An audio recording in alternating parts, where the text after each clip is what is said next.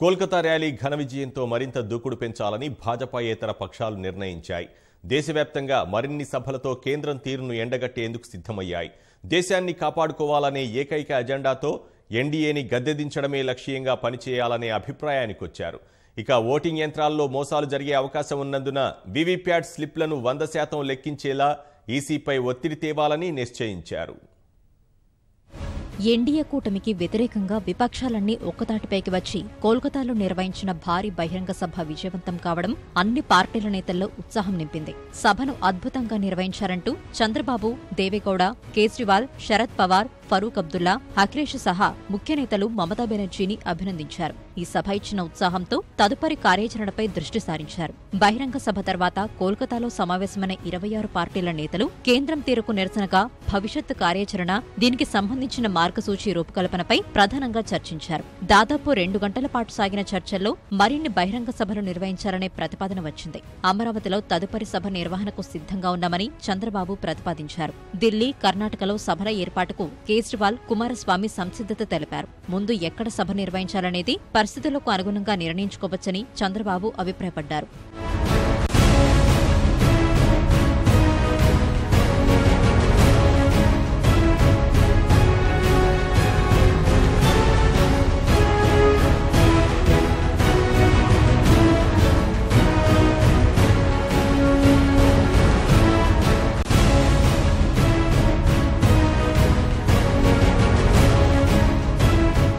కోల్కతా తరహాలో మరిన్ని సభలు నిర్వహిస్తే మోదీ మరింతగా విరుచుకుపడే అవకాశం ఉందని అఖిలేష్ యాదవ్ అభిప్రాయపడగా, పరిధులు దాటి వ్యవహరిస్తే ధీటుగా ఎదుర్కొందామని ఫరూక్ అబ్దుల్లా అన్నారు. అలాంటి పరిస్థితులపై జాతీయ స్థాయిలో గట్టిగా పోరాడదామని వ్యాఖ్యానించారు. ఇప్పటికే అఖిలేష్, తేజస్వీపై కేసులు పెట్టి వేధిస్తున్న అంశాన్ని ప్రస్తావిస్తూ అందరం కలిసికట్టుగా సాగుదామని నేతలన్నారు.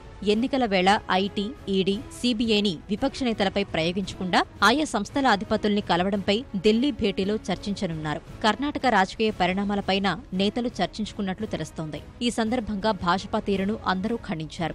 ఏపీ పట్ల కేంద్రం కక్ష సాధింపులను ఏ విధంగా ఎదుర్కొంటున్నది చంద్రబాబు వివరించినట్లు సమాచారం.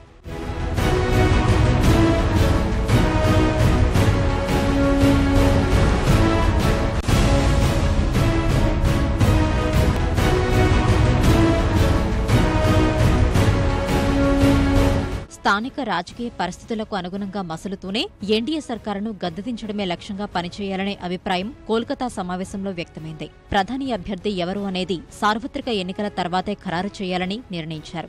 దేశ ప్రయోజనాలే తప్ప పదవులు ముఖ్యం కాదని అంశాన్ని బలంగా జనంలోకి తీసుకెళ్లాలని అభిప్రాయానికి వచ్చారు. రఫేల్ కుంభకోణంపై విమర్శల దాడిని మరింత పెంచాలనే భావనకు వచ్చారు. ఈవీఎంలో లోపాలపై నేతలు విస్తృతంగా చర్చించారు.